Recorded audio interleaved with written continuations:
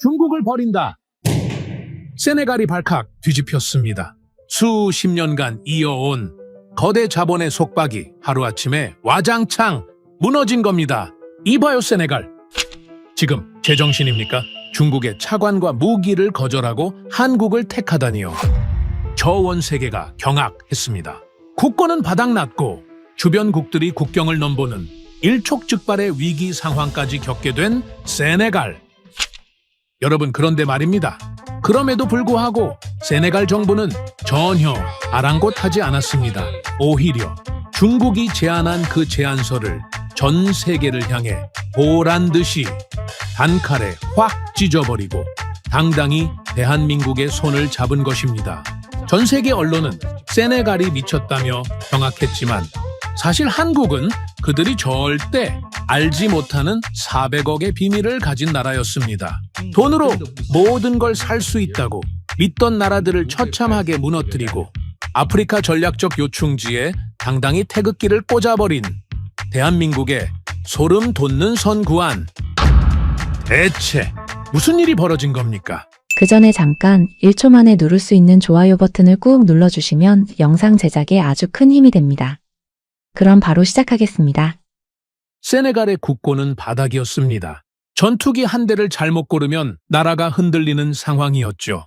그때 중국이 다가왔습니다. 미소를 띠고요. 차관을 주겠다, 무기도 주겠다, 인프라도 깔아주겠다. 조건은 좋아 보였습니다. 하지만 저는 알고 있었죠. 좋은 조건에는 반드시 이유가 있다는 것을 말이죠. 중국은 우리의 상황을 정확히 알고 있었습니다. 그래서 더 적극적으로 다가왔죠. 빌려줄게, 싸게 해줄게, 다 해줄게. 하지만 대가가 뭡니까? 선택지가 하나씩 사라지고 있었습니다. 제 이름은 아마두 디아뉴입니다.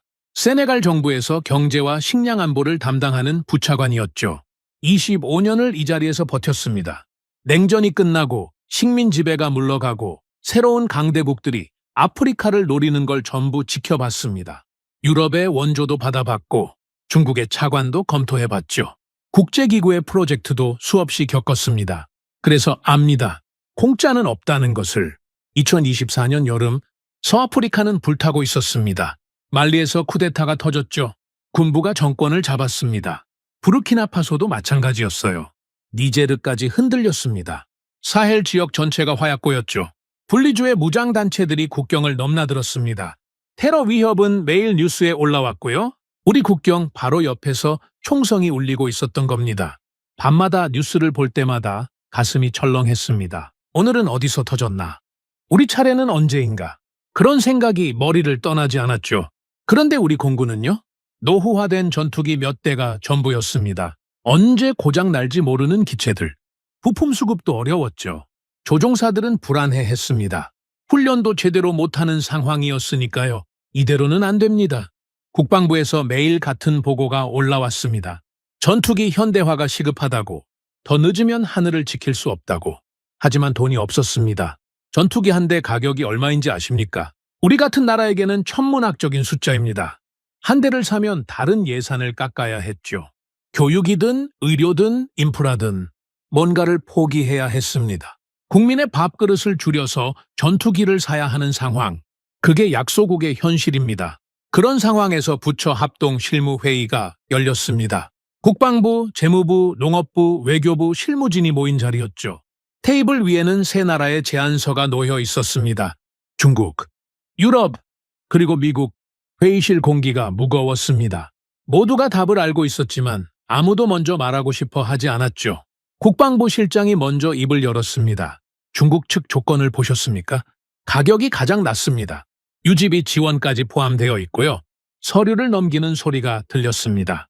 모두가 숫자를 확인하고 있었죠. 유럽은 가격이 2배입니다. 성능은 좋지만 우리 재정으로는 감당이 안 됩니다. 재무부 과장이 고개를 저었습니다. 젊은 친구였죠. 숫자 앞에서는 누구보다 냉정한. 미국 쪽은 아예 답이 없습니다. 연락해도 회신이 늦어요? 우선순위가 아닌 거죠. 외교부 실무관이 덧붙였습니다. 그러니까 결국 중국이었습니다.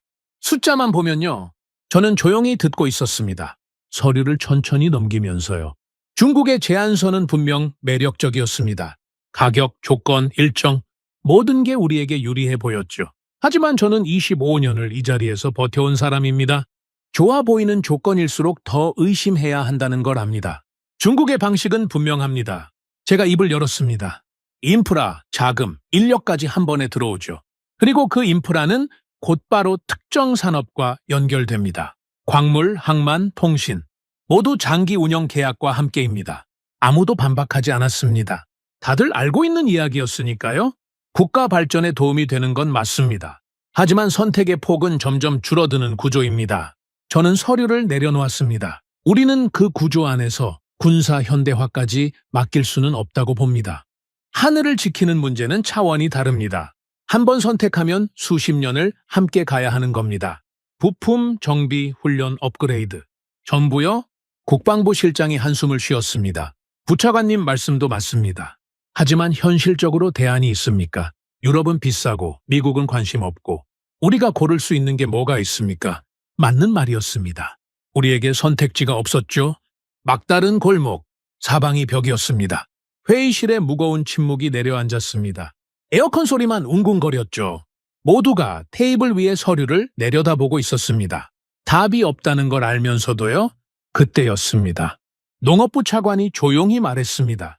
응소바 차관, 저와 15년을 함께 일한 동료였죠. 한국은 어떻습니까? 회의실의 시선이 일제히 그를 향했습니다. 한국이요? 국방부 실장이 되물었습니다. 네, 한국말입니다. 응소바 차관이 천천히 고개를 들었습니다. 한국도 전투기를 만들지 않습니까? 제가 알기로 여러 나라에서 도입했다고 들었습니다. FA-50 말씀이시군요. 국방부 실장이 고개를 끄덕였습니다. 네, 알고 있습니다. 필리핀, 이라크, 폴란드에서 도입했죠. 폴란드는 나토 회원국이고요. 가격 대비 성능은 괜찮다고 평가받고 있습니다. 그런데 왜 검토 대상이 없습니까? 응소바 차관이 물었습니다. 실장이 잠시 머뭇거렸습니다. 솔직히 말씀드리면 한국 방산에 대한 정보가 부족합니다. 중국이나 유럽에 비해 우리와 거래 경험이 없으니까요. 거래 경험은 없죠. 응소바 차관이 말했습니다. 하지만 우리는 한국을 압니다. 그 말에 회의실이 조용해졌습니다. 한국이 우리한테 뭘 해줬는지 여기 계신 분들 다 아시지 않습니까? 응소바 차관의 목소리가 낮아졌습니다. 저는 직접 봤습니다. 사막에서요. 한국 사람들이 뭘 했는지 저는 가만히 듣고 있었습니다. 응소바 차관의 말이 이어졌죠. 다른 나라들은 돈만 주고 떠났습니다. 사진 찍고 보도자료 내고 사라졌죠. 성과가 안 나오면 손 털고 갔습니다. 하지만 한국은 달랐습니다. 그가 저를 쳐다봤습니다. 부차관님도 아시지 않습니까? 한국 사람들이 어떻게 했는지 저는 알고 있었습니다. 너무 잘 알고 있었죠. 그들은 남았습니다. 응소바 차관이 말했습니다. 실패해도 남았어요. 욕을 먹어도 남았습니다. 그게 뭘 의미하는지 아십니까? 회의실이 고요해졌습니다. 저는 성능을 말하는 게 아닙니다. 응소바 차관이 테이블 위에 서류를 가리켰습니다. 신뢰를 말하는 겁니다. 이 종이에 적힌 숫자보다 중요한 게 신뢰 아닙니까? 전투기는 사고 끝나는 게 아니지 않습니까? 수십 년을 함께 가야 하는데 문제가 생겼을 때 떠나는 나라한테 맡길 겁니까? 저는 아무 말도 하지 못했습니다. 응소바 차관의 말이 맞았으니까요. 국방부 실장이 고개를 끄덕였습니다. 일리가 있습니다. 한국 쪽도 검토 대상에 포함시키죠. 제안서를 요청해 보겠습니다. 회의는 그렇게 마무리됐습니다. 각자 자리로 돌아갔죠. 하지만 저는 쉽게 움직일 수가 없었습니다. 한국이라는 이름이 머릿속에서 떠나지 않았으니까요. 사무실로 돌아와 창밖을 바라봤습니다. 다카르의 하늘은 여전히 뜨거웠죠. 저는 담배를 한 대 꺼내 물었습니다. 오래전 끊었던 담배였는데 그날은 참을 수가 없었습니다. 전투기 한 대, 숫자로는 그냥 하나입니다. 하지만 그 하나가 추락하면 어떻게 됩니까? 조종사의 목숨이 사라지죠. 국가의 신뢰가 무너집니다. 국민의 불안이 치솟죠. 야당은 정권을 공격할 것이고 언론은 책임자를 찾을 겁니다. 국가는 실험할 수 없습니다. 이건 제가 25년 동안 지켜온 원칙이었습니다. 좋은 의도가 있어도 결과가 나쁘면 소용없죠. 감동적인 스토리가 있어도 숫자가 틀리면 실패입니다. 저는 감정으로 판단하지 않았습니다. 언제나 계산으로 결정했죠. 그런데 그날은 이상했습니다. 한국이라는 이름을 들었을 때 계산이 아니라 기억이 먼저 떠올랐으니까요. 사막, 뜨거운 바람, 먼지 날리는 땅, 그리고 처음으로 고개를 내민 벼. 저는 그 장면을 똑똑히 기억하고 있었습니다. 몇 년 전 일이었죠? 세네갈 북부의 사막지대. 누구도 쌀이 자랄 거라고 생각하지 않았던 땅. 그곳에서 한국 사람들이 뭔가를 시작했습니다. 처음 들었을 때는 반신반의했습니다. 사막에서 쌀을 재배한다고요? 불가능하죠. 누가 봐도 미친 소리였습니다. 우리 관료들도 고개를 저었어요. 또 어떤 나라가 돈 좀 뿌리고 떠나겠거니 했죠. 그게 늘 반복되는 패턴이었으니까요. 유럽 나라들이 그랬습니다. 식민지배 끝나고 죄책감에 돈을 퍼부었죠. 하지만 그 돈이 어디로 갔겠습니까? 제대로 된 시스템 없이 현금만 투입하니까 새는 곳이 많았습니다. 현장에는 아무것도 남지 않았어요. 그러고는 손 털고 떠나면서 이렇게 말했죠. 우리는 도왔다. 결과는 너희 책임이다. 우리는 그런 말에 익숙해져 있었습니다. 그래서 한국이 온다고 했을 때도 기대하지 않았어요. 또 비슷하겠지. 그렇게 생각했습니다. 하지만 한국은 달랐습니다. 그들은 돈 이야기를 먼저 하지 않았습니다. 대신 질문을 던졌죠. 이 땅의 토양 성분이 어떻습니까? 연간 강수량은 얼마나 됩니까? 농민들이 선호하는 쌀의 종류는 뭡니까? 물 공급 시스템은 어떻게 되어 있습니까? 질문이 끝없이 이어졌습니다. 이상한 사람들이었어요. 원조하러 왔으면서 왜 이렇게 물어보는 건지 그냥 돈 주고 가면 될 것을 나중에야 알았습니다. 그게 한국의 방식이었다는 것을. 그들은 쌀을 주러 온 게 아니었습니다. 쌀을 기르는 법을 가르치러 온 거였죠. 창밖을 바라보며 저는 그날을 떠올렸습니다. 사막의 뜨거운 바람, 먼지 날리는 땅, 햇볕에 그을린 한국 사람들의 얼굴, 땀에 젖은 셔츠, 흙 묻은 손. 그들은 사무실에 앉아있지 않았습니다. 직접 논에 들어갔죠. 농민들과 함께 흙을 만졌습니다. 그 모습이 하나하나 떠올랐습니다. 책상 위 전화가 울렸습니다. 국방부 실장이었죠. 부차관님, 한국 측에 연락했습니다. 제안서를 보내겠다고 합니다. 다음 주에 실무진이 방문할 수도 있다고 하더군요. 알겠습니다. 일정 잡히면 알려주세요. 전화를 끊고 저는 한참 동안 서 있었습니다. 한국, 그들이 사막에서 보여준 것, 그게 전투기에도 적용될 수 있을까요? 저는 서랍에서 오래된 파일을 꺼냈습니다. 한국농업협력 프로젝트 보고서. 몇 년 전에 작성된 문서였죠. 첫 페이지를 펼쳤습니다. 거기에는 이렇게 적혀 있었습니다. 사막에서 쌀을 재배하는 것은 불가능에 가깝다. 저는 쓴웃음을 지었습니다. 그랬죠. 모두가 그렇게 말했습니다. 불가능하다고, 미친 짓이라고, 시간 낭비라고. 하지만 한국 사람들은 그 말을 듣지 않았습니다. 그들은 그냥 시작했죠. 그리고 해냈습니다. 저는 보고서를 천천히 넘기기 시작했습니다. 기억을 더듬으면서요. 한국이 우리에게 뭘 해줬는지 정확하게 다시 짚어봐야 했습니다. 감정이 아니라 사실로, 기억이 아니라 기록으로. 전투기를 맡길 수 있는 나라인지 그 답을 찾기 위해서요. 그날 밤 저는 오래된 기억 속으로 들어갔습니다. 모든 것이 시작됐던 그곳, 사막으로, 그때로 돌아가 보겠습니다. 한국이라는 이름을 처음 들었던 날로요. 2019년이었습니다. 제 사무실로 한 통의 공문이 들어왔는데 농업부에서 보낸 협조 요청이었습니다. 한국 정부에서 농업협력 프로젝트를 제안해왔다는 내용이었죠. 저는 그 공문을 대충 훑어보고 책상 한쪽에 밀어뒀습니다. 솔직히 관심이 가지 않았거든요. 원조, 협력, 지원. 이런 단어들이 저에게는 더 이상 설레지 않았습니다. 25년 동안 너무 많이 들어왔고 그 결과가 어땠는지도 뼈저리게 알고 있었으니까요. 세네갈은 독립 이후 수많은 원조를 받아왔습니다. 프랑스, 독일, 영국, 미국까지. 약속은 언제나 화려했지만 결과는 늘 초라했죠. 우리 관료들은 지쳐 있었습니다.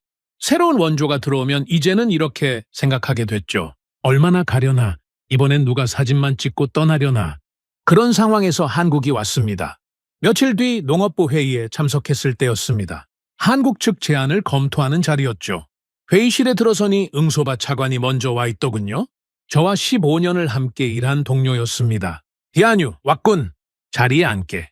무슨 안건입니까? 급하게 소집해서. 한국에서 제안이 들어왔네. 농업협력 프로젝트라는데. 저는 의자에 앉으며 한숨을 쉬었습니다.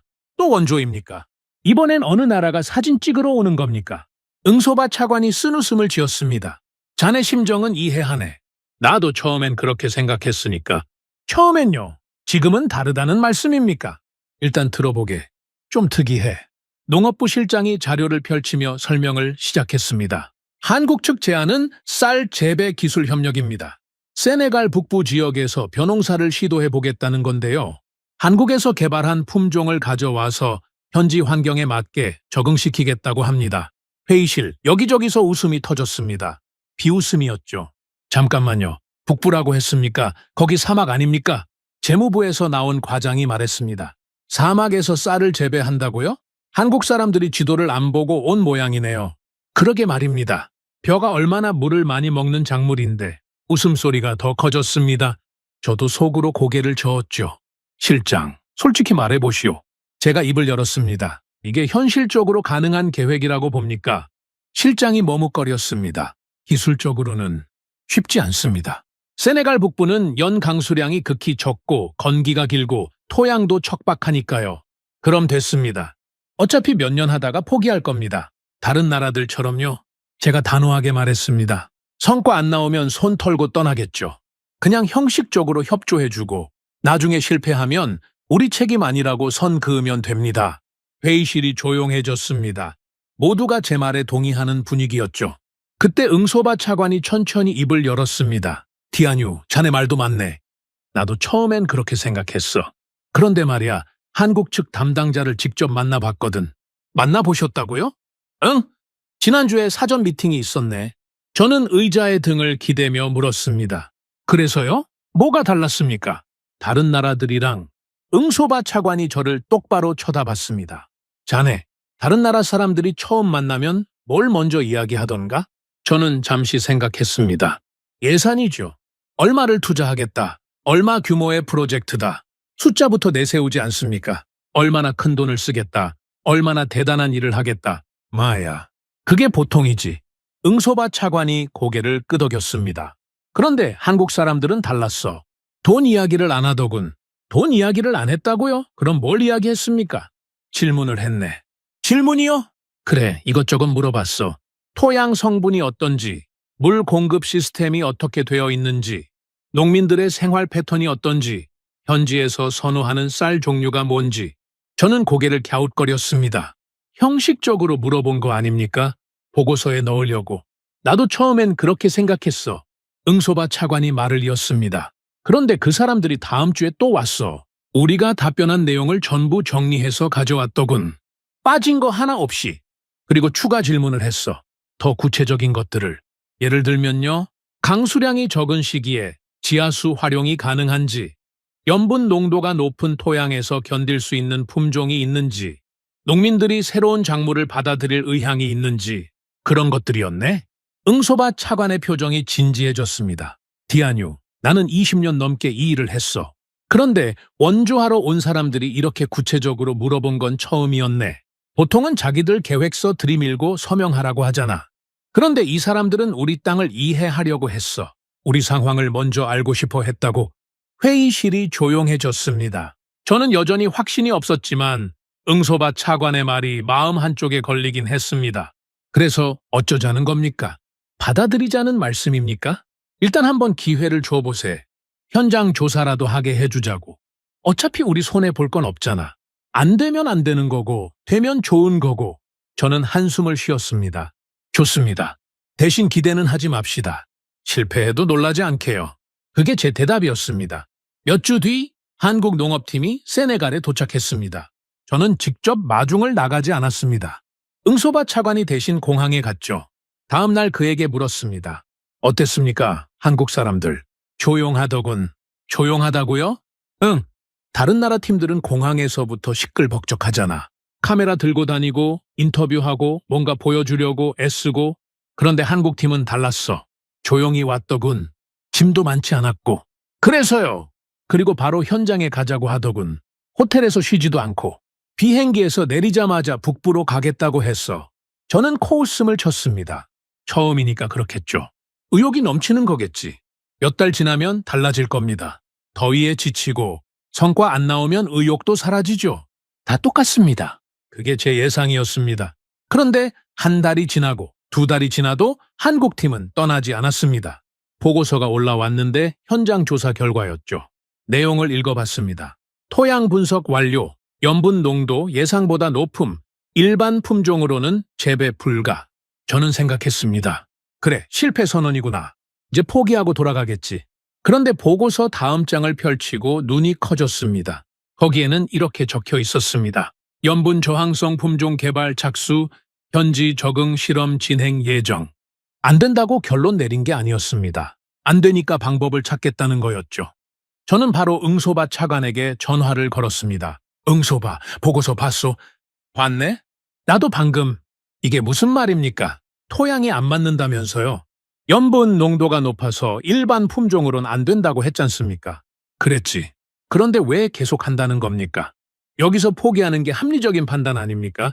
전화기 너머로 응소바 차관의 웃음소리가 들렸습니다. 나도 같은 질문을 했네? 뭐라고 하던가요?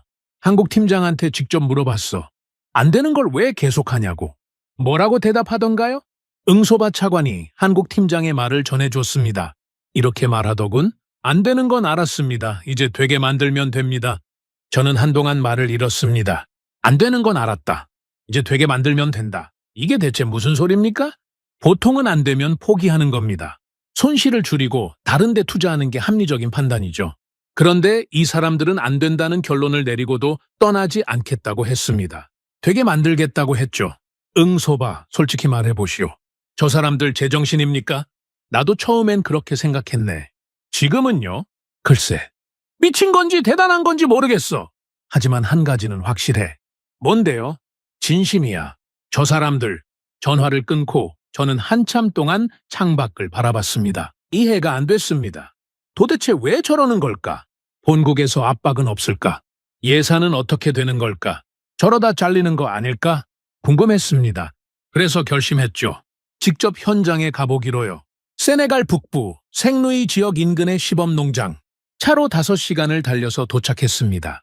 차에서 내리는 순간 뜨거운 바람이 얼굴을 때렸습니다. 숨이 턱 막히더군요. 해가 머리 위에서 내리쬐고 있었고 그늘 하나 없는 벌판이 끝없이 펼쳐져 있었습니다. 멀리서 사람들이 보였습니다. 논 한가운데 서 있었죠.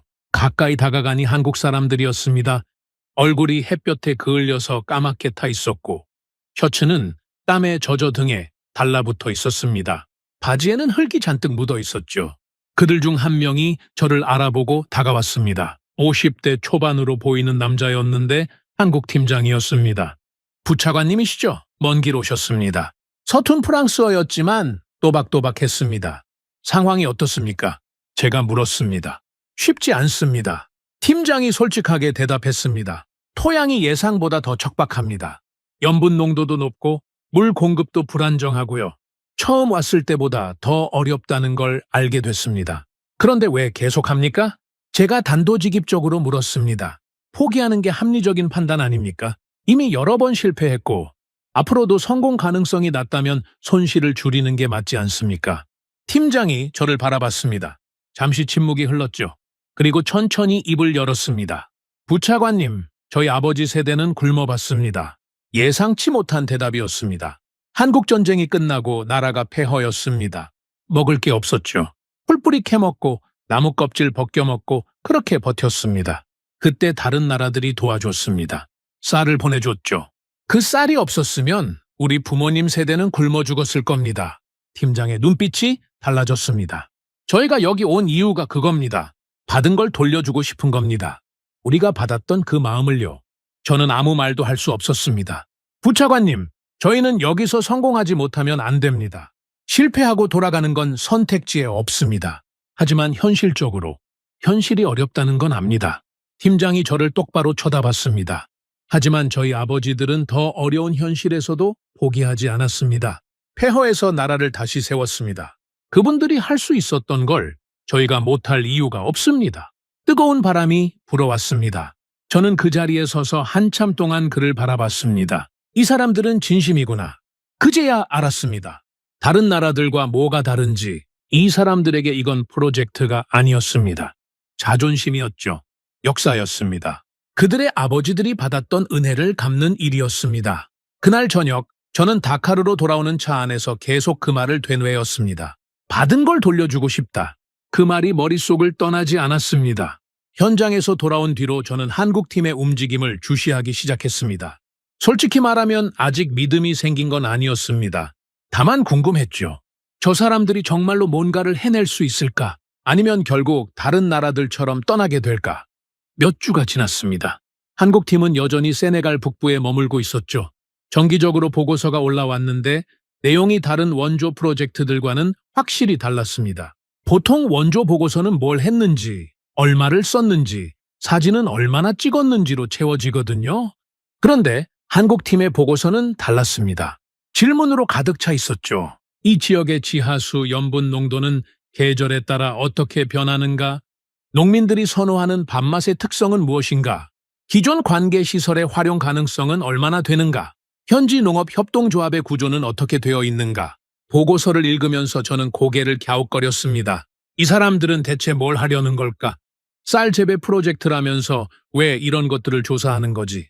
어느 날 응소바 차관이 제 사무실로 찾아왔습니다. 디아뉴, 한국팀에서 연락이 왔네. 공식 제안서를 제출하고 싶다고 해. 제안서요?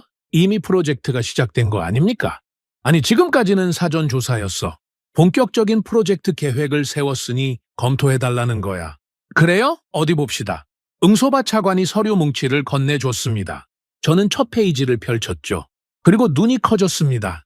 이게 뭡니까? 나도 처음 보고 똑같은 반응이었네. 제안서의 첫 문장이 이랬습니다.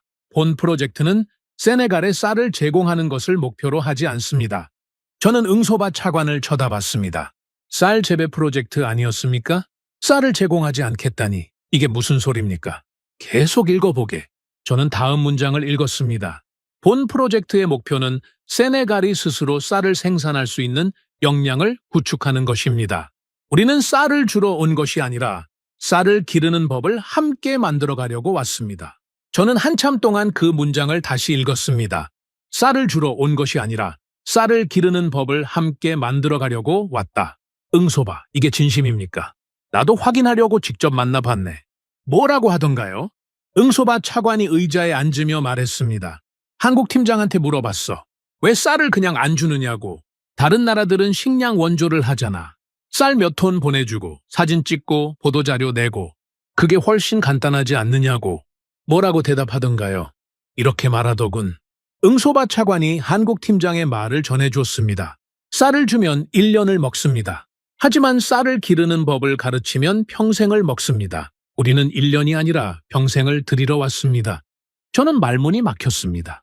그런 말을 하는 원조 단체는 처음이었거든요. 그리고 이것도 말하더군. 응소바 차관이 덧붙였습니다. 쌀을 그냥 주면 세네갈은 영원히 받는 나라로 남습니다. 하지만 스스로 기르게 되면 세네갈은 주는 나라가 될 수 있습니다. 우리는 세네갈이 받는 나라로 남는 걸 원하지 않습니다. 가슴이 뜨거워지는 걸 느꼈습니다. 하지만 저는 티를 내지 않았죠. 25년 경력의 관료가 감정에 흔들리면 안 되니까요. 말은 좋습니다. 하지만 현실적으로 가능한 계획입니까? 제안서를 더 봅시다. 저는 페이지를 넘겼습니다. 구체적인 계획이 적혀 있었죠. 1단계, 현지 환경에 적합한 벼 품종 개발. 염분에 강하고 적은 물로도 자랄 수 있는 품종을 한국의 기술로 개발한다. 예상 소요 기간 2년. 2단계, 시범 재배 및 현지 적응. 개발된 품종을 세네갈 북부 지역에서 시범 재배하고 현지 환경에 맞게 조정한다. 예상 소요 기간 2년. 3단계, 농민 교육 및 기술 이전. 세네갈 농민들에게 재배 기술을 교육하고 스스로 생산할 수 있도록 지원한다. 예상 소요 기간 3년. 4단계, 자립체계 구축. 종자 생산, 유통, 판매까지 세네갈 내에서 자체적으로 운영할 수 있는 시스템을 구축한다. 예상 소요 기간 3년. 저는 숫자를 계산했습니다. 10년짜리 프로젝트입니까? 그렇네. 10년이요? 저는 제안서를 내려놓았습니다. 응소바, 이건 현실적이지 않습니다. 10년이면 정권이 두세 번은 바뀝니다. 어느 정치인이 10년짜리 프로젝트를 지원하겠습니까? 성과가 나오기도 전에 선거가 끝나버리는데 나도 같은 생각을 했네. 그리고 한국 쪽은요. 한국 정부가 10년 동안 예산을 계속 지원해 줄 수 있습니까? 정권이 바뀌면 프로젝트가 취소될 수도 있지 않습니까? 그것도 물어봤어. 응소바 차관이 대답했습니다. 한국 팀장이 뭐라고 했는지 아나? 우리는 정권이 바뀌어도 계속합니다. 이건 정부 사업이 아니라 국민의 약속입니다. 한국 국민이 세네갈 국민에게 하는 약속입니다. 말이야 좋죠. 하지만 어떻게 믿습니까? 그래서 내가 물어봤어. 어떻게 증명할 수 있느냐고. 뭐라고 하던가요? 지켜보시면 압니다. 그렇게 말하더군. 우리는 떠나지 않습니다. 지켜보시면 압니다. 저는 한숨을 쉬었습니다. 응소바, 솔직히 말해봅시다. 이 진서를 위에 올리면 어떻게 되겠습니까? 10년짜리 프로젝트, 당장 성과 없음, 장기 투자 필요.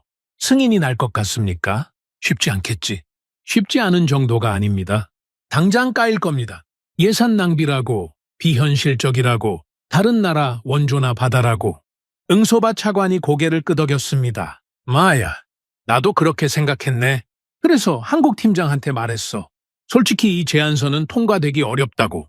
우리 정치 상황을 모르는 것 같다고. 뭐라고 하던가요? 이렇게 대답하더군. 응소바 차관의 표정이 묘해졌습니다. 알고 있습니다. 어렵다는 거 압니다. 하지만 우리는 쉬운 길을 가려고 온 게 아닙니다. 옳은 길을 가려고 왔습니다. 쉬운 길을 가면 세네갈은 10년 뒤에도 똑같은 자리에 있을 겁니다. 하지만 어려운 길을 가면 세네갈은 10년 뒤에 다른 나라가 되어 있을 겁니다. 우리는 그 다른 나라를 만들고 싶습니다. 저는 아무 말도 하지 못했습니다. 쉬운 길이 아니라 옳은 길. 이 사람들은 대체 뭡니까? 왜 이렇게까지 합니까? 자기 나라도 아닌데. 성과가 나와도 자기들 공이 아닌데. 며칠 뒤 관계부처 합동회의가 열렸습니다. 한국 측 제안서를 검토하는 자리였죠. 저는 어느 정도 예상하고 있었습니다. 반발이 있을 거라고. 회의실에 들어서니 이미 여러 부처 관료들이 모여 있었습니다. 재무부, 기획부, 대외협력부. 분위기가 심상치 않더군요. 재무부 차관이 먼저 입을 열었습니다. 제안서를 검토해봤습니다. 솔직히 말씀드리면 현실성이 떨어집니다. 예상한 대로였습니다. 10년짜리 프로젝트라니요. 당장 내년 예산도 빠듯한 상황에 10년을 내다보는 계획을 세우라는 겁니까? 우리가 10년 뒤에 어떻게 될지 누가 압니까? 기획부 관료가 동조했습니다. 게다가 당장 성과가 없습니다. 쌀을 그냥 받으면 내년에 배급할 수 있지 않습니까? 그런데 이 계획대로면 쌀이 나오려면 5년은 걸린다는 건데 그동안 국민들한테 뭐라고 설명합니까? 정치적으로도 부담됩니다. 대외협력부 관료가 덧붙였습니다. 다른 나라들은 당장 쌀 몇만 톤을 주겠다고 하는데 우리는 10년 뒤에나 성과가 나온다? 언론에서 뭐라고 하겠습니까? 야당에서 뭐라고 공격하겠습니까? 회의실 분위기가 싸늘해졌습니다. 한국 측 제안은 사실상 부결 분위기였죠. 그때 응소바 차관이 손을 들었습니다. 제가 한 말씀 드려도 되겠습니까? 하시죠. 여러분 말씀이 다 맞습니다. 현실적으로 어렵고 정치적으로 부담되고 당장 성과가 없습니다. 저도 그 점은 인정합니다. 응소바 차관이 회의실을 둘러봤습니다. 하지만 한 가지만 생각해 봅시다. 지금까지 우리가 받은 원조 중에 남은 게 뭐가 있습니까? 회의실이 조용해졌습니다. 프랑스가 지은 학교들, 지금 어떻게 됐습니까? 독일이 깔아준 도로들, 제대로 유지되고 있습니까? 미국이 보내준 식량, 그게 우리 농업을 발전시켰습니까? 아무도 대답하지 않았습니다. 다 사라졌습니다. 왜냐하면 그건 물고기를 준 거지, 물고기 잡는 법을 가르쳐 준 게 아니니까요. 물고기는 먹으면 없어집니다. 하지만 물고기 잡는 법은 평생 남습니다. 응소바 차관의 목소리가 높아졌습니다. 한국 사람들이 제안하는 건 바로 그겁니다. 물고기가 아니라 물고기 잡는 법. 쌀이 아니라 쌀 기르는 법. 10년이 걸리든 20년이 걸리든 결국 남는 건 그겁니다. 재무부 차관이 반박했습니다. 말은 좋습니다. 하지만 10년 동안 한국이 계속 지원해준다는 보장이 어디 있습니까? 정권 바뀌면 다 취소될 수도 있지 않습니까? 그건 저도 모릅니다. 응소바 차관이 솔직하게 인정했습니다. 하지만 한 가지는 확실합니다. 지금까지 한국 사람들이 보여준 태도는 다른 나라들과 달랐습니다. 저는 직접 봤습니다. 그들이 사막에서 땀 흘리는 걸 봤습니다. 그들의 눈빛을 봤습니다. 응소바 차관이 저를 쳐다봤습니다. 디아뉴 부차관도 봤지 않습니까? 현장에 다녀왔으니까. 모든 시선이 저에게 쏠렸습니다. 저는 잠시 망설였습니다. 25년 경력의 관료로서 냉정하게 판단해야 했습니다. 감정에 휩쓸리면 안 됐죠. 하지만 사막에서 만났던 한국 팀장의 얼굴이 떠올랐습니다. 햇볕에 그을린 얼굴, 땀에 젖은 셔츠, 그리고 그가 했던 말, 받은 걸 돌려주고 싶습니다. 저는 천천히 입을 열었습니다. 제가 현장에서 본 건 이겁니다. 한국 사람들은 에어컨 나오는 사무실에 앉아있지 않았습니다. 사막 한가운데서 흙을 만지고 있었습니다. 얼굴이 까맣게 타도록 햇볕 아래 서 있었습니다. 회의실이 조용해졌습니다. 그리고 저한테 이렇게 말했습니다. 자기네 아버지 세대가 굶어봤다고. 다른 나라가 도와줘서 살았다고. 그래서 이제 자기들이 돌려주러 왔다고. 저는 잠시 숨을 고르고 말을 이었습니다. 저는 25년 동안 수많은 원조 단체를 만났습니다. 하지만 이런 말을 하는 사람들은 처음입니다. 이렇게 진심인 사람들은 처음이에요. 회의실에 긴 침묵이 흘렀습니다. 저도 이 제안이 현실적으로 어렵다는 건 압니다. 10년은 너무 깁니다. 당장 성과도 없고요. 하지만 저는 테이블 위에 제안서를 내려다봤습니다. 이번에는 달랐으면 좋겠습니다. 이번에는 뭔가 남았으면 좋겠습니다. 10년 뒤에 우리 아이들이 우리가 받기만 하던 나라가 아니라 스스로 먹여 살리는 나라에서 살았으면 좋겠습니다. 제가 이런 말을 하다니 스스로도 놀랐습니다. 회의는 결론 없이 끝났습니다. 하지만 분위기는 확실히 달라져 있었죠. 완전한 반대에서 고민하는 쪽으로 바뀌어 있었습니다. 회의실을 나서는데 응소바 차관이 제 어깨를 잡았습니다. 디안유 고마웠네. 뭐가요? 자네가 말해줘서. 자네 같은 사람이 말하니까 무게가 달라. 저는 쓴웃음을 지었습니다. 아직 승인된 것도 아닙니다. 앞으로 어떻게 될지 모르죠. 그래도 가능성이 생겼잖아. 그거면 충분해. 응소바 차관이 창밖을 바라보며 말했습니다. 디안유, 자네 한국 사람들 만나봤으니까 알잖아. 저 사람들 진심이야. 진심인 사람들한테 기회를 안 주면 그건 우리 잘못이야. 저는 아무 말도 하지 않았습니다. 하지만 속으로는 인정하고 있었죠. 그래, 이번에는 다를지도 모른다. 이번에는 정말로 뭔가 달라질지도 모른다. 사무실로 돌아와서 저는 창밖을 바라봤습니다. 해가 지고 있었죠. 다카르의 하늘이 붉게 물들고 있었습니다. 한국 사람들의 얼굴이 떠올랐습니다.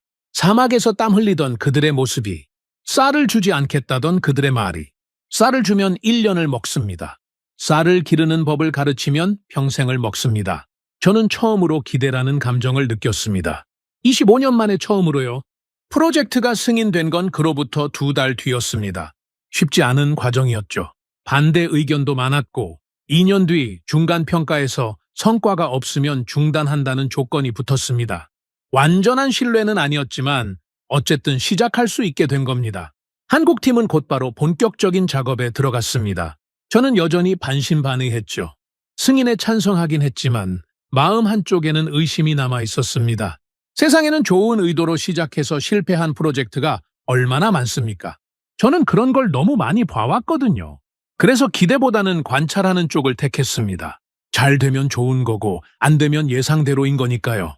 첫 해는 품종 개발에 집중했습니다. 한국에서 가져온 벼 품종을 세네갈 환경에 맞게 개량하는 작업이었죠.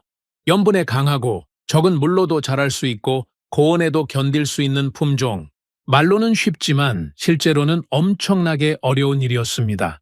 보고서가 정기적으로 올라왔는데 저는 꼼꼼히 읽었습니다.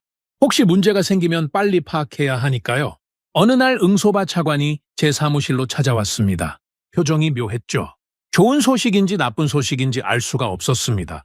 디안유, 한국팀에서 연락이 왔네. 첫 번째 시범 재배 결과가 나왔다는군. 저는 긴장했습니다. 이게 중요한 순간이었거든요. 아무리 좋은 품종을 개발해도 실제로 자라지 않으면 소용없으니까요. 결과가 어떻습니까? 성공했습니까? 실패했습니까? 직접 보는 게 나을 것 같네. 한국 팀장이 직접 설명하고 싶다고 해. 다음 날 한국 팀장이 다카르로 왔습니다. 회의실에서 만났죠.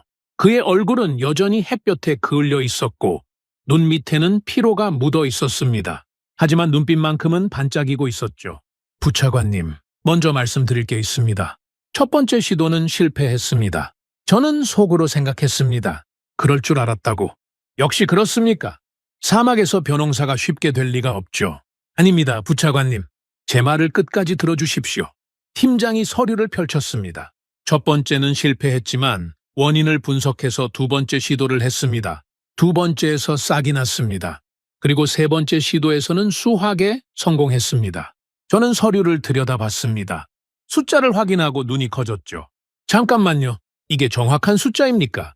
헥타르당 수확량이 기존 세네갈 품종보다 2배 이상인데요. 오류가 있는 거 아닙니까?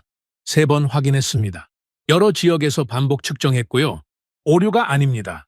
저는 서류를 내려놓고 응소바 차관을 쳐다봤습니다. 응소바, 자네가 직접 확인해 봤습니까? 나도 처음엔 믿기지 않았네. 그래서 직접 현장에 가봤어. 내 눈으로 확인했네. 그래서요, 진짜였습니까? 자라고 있었어. 사막 한가운데서 벼가 자라고 있었어. 내 눈으로 똑똑히 봤네. 25년 동안 관료 생활을 하면서 숱한 보고서를 봤지만 이런 건 처음이었습니다. 불가능하다고 생각했던 일이 눈앞에서 벌어지고 있었죠. 몇 달이 더 지났습니다. 시범 재배 구역이 확대됐고 데이터가 쌓이기 시작했죠. 그러던 어느 날 특이한 보고서가 올라왔습니다. 밥맛 평가 결과 보고서라는 제목이었죠. 저는 의아해서 응소바 차관에게 전화를 걸었습니다. 응소바, 이 보고서는 뭡니까? 밥맛 평가라니요. 그런 것까지 합니까? 나도 처음엔 놀랐네. 하지만 생각해보면 맞는 말이야. 수확량만 높으면 뭐 합니까? 맛이 없으면 누가 먹겠어. 그래서 실제로 밥을 지어서 여러 계층 사람들한테 먹여봤다는군. 보고서를 자세히 읽었습니다. 한국팀은 농민들, 도시 주민들, 관료들, 학생들 등 다양한 그룹을 대상으로 평가를 진행했더군요. 결과는 놀라웠습니다. 대부분의 사람들이 새 품종 쌀을 기존 수입 쌀보다 더 선호했다고 나와 있었거든요. 특히 밥의 찰기와 향에서 높은 점수를 받았죠. 며칠 뒤 한국 팀장을 다시 만났습니다. 이번에는 제가 먼저 연락을 했죠. 궁금한 게 있었거든요. 팀장님, 밥맛 평가까지 하신다고요? 솔직히 놀랐습니다. 보통 원조 프로젝트에서 그런 것까지 신경 쓰는 경우는 없거든요. 숫자만 채우면 끝이지 않습니까? 팀장이 웃었습니다. 부차관님, 한국 사람들한테 밥은 그냥 음식이 아닙니다. 밥은 삶이에요. 밥이 맛있어야 행복한 겁니다. 저희 어머니가 늘 하시던 말씀이 있습니다. 밥은 정성이다. 정성을 담으면 먹는 사람이 알아본다. 저희는 세네갈 사람들이 맛있는 밥을 먹었으면 좋겠습니다. 배만 채우는 밥이 아니라 행복한 밥을요. 부차관님, 혹시 직접 드셔보시겠습니까? 저희가 개발한 품종으로 지은 밥이요. 다음날 한국팀 숙소에서 밥상을 받았습니다. 갓 지은 밥이 김을 모락모락 피우고 있었죠. 숟가락을 들어 한 입 떠서 입에 넣었습니다. 첫 느낌은 향이었습니다. 구수한 향이 입안에 퍼지더군요. 그리고 씹을수록 단맛이 났습니다. 찰기도 적당했고요. 수입쌀과는 확실히 달랐습니다. 어떻습니까? 맛있습니다. 진짜로요? 이게 정말 사막에서 자란 쌀입니까? 네, 생루이 지역에서 수확한 겁니다. 저는 밥을 한 입 더 먹으며 물었습니다. 팀장님, 왜 이렇게까지 합니까? 다른 나라들은 숫자만 채우면 끝인데 당신들은 밥맛까지 신경 씁니다. 대체 왜 그렇게까지 하는 겁니까? 팀장이 잠시 침묵하더니 천천히 입을 열었습니다. 부차관님, 저희 아버지가 어렸을 때 이야기를 해드려도 될까요? 전쟁이 끝나고 나라가 폐허였을 때 미국에서 원조가 왔습니다. 밀가루였죠. 그런데 밀가루로 뭘 만들어야 할지 몰라서 물에 풀어 죽처럼 먹었답니다. 맛이 없었겠죠. 하지만 살려고 먹었습니다. 팀장의 눈빛이 깊어졌습니다. 저희 아버지가 그때 느꼈던 게 뭔지 아십니까? 감사함도 있었지만 서러움도 있었답니다. 내 땅에서 내 손으로 기른 밥을 먹고 싶다. 그 마음이 얼마나 간절했는지 모릅니다. 저희가 세네갈에서 하려는 게 바로 그겁니다. 세네갈 사람들이 자기 땅에서 기른 쌀로 맛있는 밥을 먹게 하는 것. 남한테 받은 밀가루 죽이 아니라 자기 손으로 기른 밥을요. 그게 진짜 자존심이고 진짜 독립입니다. 저는 밥그릇을 내려다 봤습니다. 김이 모락모락 피어오르고 있었죠. 갑자기 이 밥이 다르게 보였습니다. 그냥 음식이 아니라 누군가의 간절함이 담긴 것처럼요. 몇 달 뒤 더 중요한 보고서가 올라왔습니다. 시범 농가 소득 변화 분석이라는 제목이었죠. 내용을 읽으면서 눈이 점점 커졌습니다. 단순한 수확량 증가가 아니었거든요. 농가의 현금 흐름 자체가 달라지고 있었습니다. 수입이 늘어나니까 아이들을 학교에 보낼 수 있게 됐다는 내용, 의료비 지출이 가능해졌다는 내용이 담겨 있었죠. 숫자가 삶으로 번지고 있었습니다. 응소바 차관에게 전화를 걸었습니다. 응소바, 이 보고서 봤습니까? 이게 진짜입니까? 직접 확인해 봤네. 현장에 가서 농민들 만나봤어. 뭐라고 하던가요? 응소바 차관의 목소리가 떨렸습니다. 한 농민이 이렇게 말하더군. 처음으로 아들을 중학교에 보낼 수 있게 됐다고. 작년까지는 꿈도 못 꿨는데 올해는 가능해졌다고. 한국 사람들 덕분이라고 하더군. 전화기 너머로 응소바 차관이 코를 훌쩍이는 소리가 들렸습니다. 디아뉴, 나 지금 부끄럽네. 처음에 한국 사람들 무시했잖아. 사막에서 쌀이 되겠냐고 비웃었잖아. 그런데 저 사람들이 진짜 해냈어. 우리 농민들 삶을 바꾸고 있어. 저도 같은 심정이었습니다. 의심하고 냉소했던 제 자신이 부끄러웠죠. 며칠 뒤 저는 한국 팀장을 다시 만났습니다. 드릴 말씀이 있었거든요. 팀장님 사과드립니다. 처음에 저는 당신들을 믿지 않았습니다. 다른 나라들처럼 숫자 좀 채우고 떠날 거라고 생각했죠. 하지만 틀렸습니다. 저의 계산이 틀렸습니다. 팀장이 고개를 저었습니다. 부차관님, 사과하실 필요 없습니다. 의심하신 게 당연합니다. 세네갈이 얼마나 많이 속아왔는지 저희도 압니다. 믿지 못하는 게 오히려 정상이에요. 중요한 건 지금입니다. 지금 믿어주시는 거, 그거면 충분합니다. 저도 웃었습니다. 25년 만에 처음으로 원조 프로젝트를 보며 웃은 것 같습니다. 숫자는 거짓말을 하지 않습니다. 문제는 제가 그 숫자를 믿지 않으려 했다는 것이죠. 하지만 이제는 달랐습니다. 이번에는 정말 다르다. 저는 확신하기 시작했습니다. 시간이 흘렀습니다. 한국팀의 프로젝트가 시작된 지 3년이 지났죠. 처음에는 아무도 관심을 갖지 않았습니다. 사막에서 쌀을 재배한다는 게 말이 되냐며 비웃는 사람들이 대부분이었죠. 하지만 3년이 지나자 분위기가 완전히 달라졌습니다. 숫자가 말해주기 시작했거든요. 쌀 생산량이 눈에 띄게 늘어났습니다. 시범 농가에서 시작한 프로젝트가 점점 확대되면서 세네갈 북부 지역 전체로 퍼져나갔죠. 농민들 사이에서 입소문이 났습니다. 한국 품종이 잘 자란다더라. 수확량이 2배라더라. 밥맛도 좋다더라.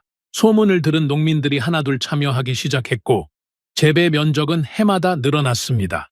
어느 날 재무부에서 보고서가 올라왔습니다. 쌀 수입량 변화 분석이라는 제목이었죠. 저는 별 기대 없이 펼쳐봤습니다. 그런데 첫 페이지를 보고 눈이 커졌습니다. 이게 맞습니까? 저는 재무부 담당자에게 전화를 걸었습니다. 네, 부차관님. 3번 확인했습니다. 오류가 아닙니다. 쌀 수입량이 15%나 줄었다고요? 1년 만에? 네, 맞습니다. 국내 생산량이 늘어나면서 수입 의존도가 낮아진 겁니다. 저는 전화를 끊고 한참 동안 보고서를 들여다봤습니다. 15%. 숫자로는 간단해 보이지만 이게 얼마나 큰 의미인지 저는 알고 있었습니다.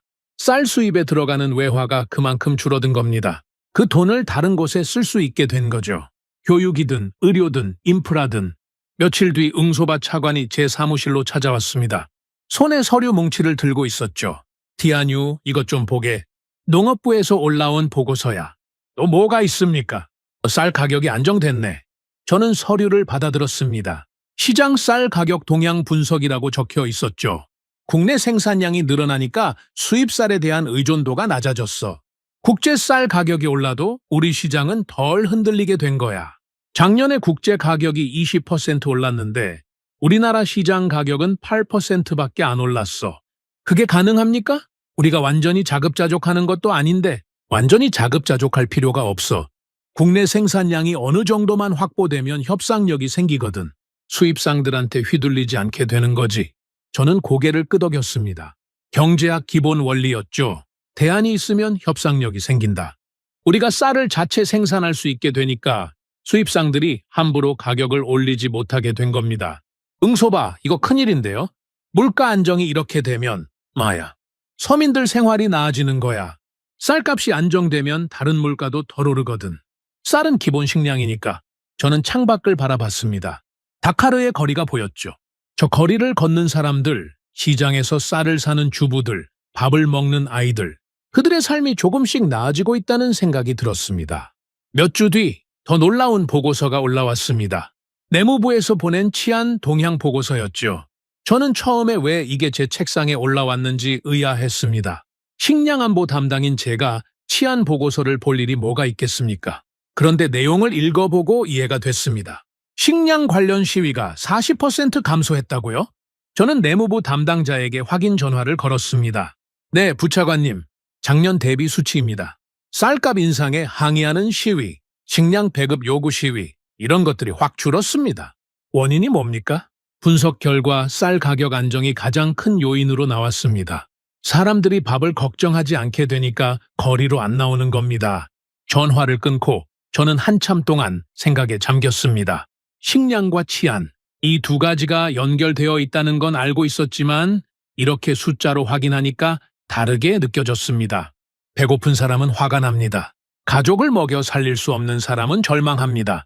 그 분노와 절망이 쌓이면 폭발하죠. 시위가 되고 폭동이 되고 심하면 쿠데타가 됩니다. 서아프리카에서 그런 일이 얼마나 많이 일어났습니까? 말리, 부르키나파소, 니제르. 다 식량 문제에서 시작된 불안이 정치적 혼란으로 이어진 경우들이었죠. 그런데 지금 세네갈에서는 그 반대 현상이 일어나고 있었습니다. 쌀 생산이 늘어나니까 가격이 안정되고, 가격이 안정되니까 사람들이 안심하고, 사람들이 안심하니까 사회가 안정되는 겁니다. 며칠 뒤 국방부 합동회의가 열렸습니다. 연례 예산 검토 회의였죠. 저는 식량안보 담당으로서 참석했습니다. 원래는 형식적인 자리였어요. 국방부에서 예산 요청하고 재무부에서 깎고 실랑이 하다가 적당히 타협하는 매년 반복되는 패턴이었죠. 그런데 그날은 달랐습니다. 국방부 실장이 발표를 시작했는데 예상 밖의 내용이 나왔거든요. 올해 치안 유지 비용이 작년 대비 12% 감소했습니다. 회의실이 웅성거렸습니다. 재무부 차관이 물었죠. 그게 무슨 말입니까? 치안 비용이 줄었다고요? 경찰 인력을 감축한 겁니까? 아닙니다. 인력은 그대로입니다. 출동 횟수가 줄어든 겁니다. 식량 관련 시위가 대폭 감소하면서 동원되는 경찰 병력이 줄었고 그에 따라 비용도 절감된 겁니다. 저는 귀가 번쩍 뜨였습니다. 아까 제가 본 보고서와 연결되는 내용이었거든요. 잠깐만요. 제가 손을 들었습니다. 그러면 식량 생산 증가가 치안 비용 절감으로 이어졌다는 말씀입니까? 네, 그렇게 분석됩니다. 회의실이 조용해졌습니다. 모두가 이 의미를 곱씹고 있는 것 같았죠. 저는 천천히 말했습니다. 여러분, 이게 뭘 의미하는지 아십니까? 우리가 농업에 투자한 돈이 치안 비용을 줄인 겁니다. 쌀 농사에 들어간 예산이 경찰 예산을 아낀 겁니다. 재무부 차관이 고개를 끄덕였습니다. 그렇게 보면 농업 예산이 단순히 농업부 예산이 아니라는 거군요. 맞습니다. 농업 예산은 치안 예산이기도 하고 사회 안정 예산이기도 합니다. 더 나아가면 저는 잠시 숨을 고르고 말을 이었습니다. 안보 예산이기도 합니다. 회의실이 술렁거렸습니다. 국방부 실장이 물었죠. 부차관님, 그게 무슨 말씀이십니까? 농업이 안보라고요? 생각해 보십시오. 배고픈 나라가 오래 버틸 수 있습니까? 국민이 굶주리는데 군대가 강할 수 있습니까? 역사를 보십시오. 식량 위기가 왕조를 무너뜨린 사례가 얼마나 많습니까? 저는 회의실을 둘러봤습니다. 총만으로는 나라를 지킬 수 없습니다. 밥이 있어야 총도 쏠 수 있는 겁니다. 배고픈 군대는 싸우지 못합니다. 안보는 총으로만 지키는 게 아닙니다. 긴 침묵이 흘렀습니다. 국방부 실장이 천천히 고개를 끄덕였죠. 부차관님 말씀이 일리가 있습니다. 사실 저희도 내부적으로 비슷한 논의를 한 적이 있습니다. 식량 안보와 국가 안보의 관계에 대해서요. 그럼 이번 예산 편성에서 그 관점을 반영해야 하지 않겠습니까? 농업 예산을 단순히 농업부 소관으로만 볼 게 아니라 국가 안보 차원에서 검토해야 한다는 겁니다. 회의는 예상보다 훨씬 길어졌습니다. 하지만 의미 있는 논의였죠. 처음으로 농업 예산과 국방 예산을 같은 표에 올려놓고 비교했습니다. 식량 자급률이 높아지면 사회가 안정되고, 사회가 안정되면 치안 비용이 줄고, 치안 비용이 줄면 그 돈을 다른 안보 투자에 쓸 수 있다. 이런 선순환 구조가 보이기 시작한 겁니다. 회의가 끝나고 응소바 차관이 제게 다가왔습니다. 티아뉴, 오늘 발언 좋았네. 농업이 안보다. 그 말이 핵심이야. 원래 알고 있던 건데 오늘 숫자를 보니까 확실해졌습니다. 그런데 말이야, 이거 생각해 본 적 있나? 한국 사람들이 처음부터 이걸 알고 있었던 거 아닐까?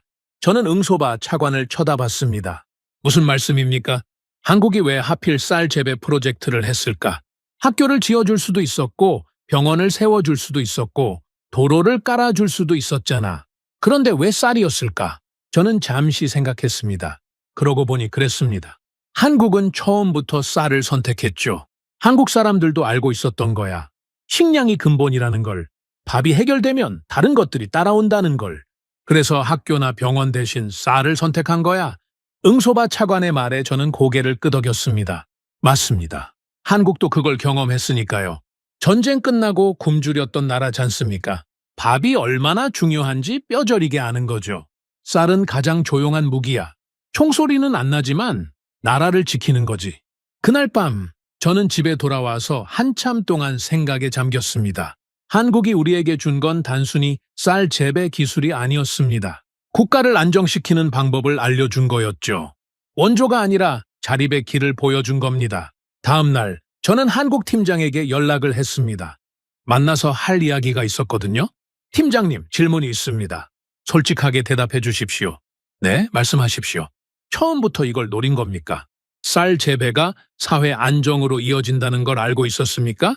팀장이 잠시 침묵했습니다. 그리고 천천히 입을 열었죠. 부차관님, 저희는 경험으로 알고 있습니다. 한국이 가난했을 때 미국에서 원조가 많이 왔습니다. 물자도 주고 돈도 줬죠. 하지만 그걸로는 부족했습니다. 진짜 변화는 우리가 스스로 밥을 지을 수 있게 됐을 때 시작됐습니다. 통일벼라고 들어보셨습니까? 1970년대에 한국에서 개발한 쌀 품종입니다. 수확량이 기존보다 훨씬 많았죠. 그 품종 덕분에 한국은 쌀 자급을 이루었습니다. 그리고 그때부터 나라가 달라지기 시작했습니다. 저는 조용히 듣고 있었습니다. 배가 부르니까 공부할 수 있었습니다. 공부하니까 기술이 생겼습니다. 기술이 생기니까 공장을 세웠습니다. 공장이 돌아가니까 돈이 벌렸습니다. 그 모든 게 밥에서 시작된 겁니다. 팀장이 저를 바라봤습니다. 저희는 세네갈에서도 같은 일이 일어나길 바랍니다. 밥이 해결되면 나머지는 따라옵니다. 저희는 그걸 믿습니다. 저는 고개를 끄덕였습니다. 이제 확실히 알겠더군요. 한국이 왜 쌀을 선택했는지, 왜 10년짜리 프로젝트를 고집했는지 처음부터 큰 그림을 보고 있었던 겁니다.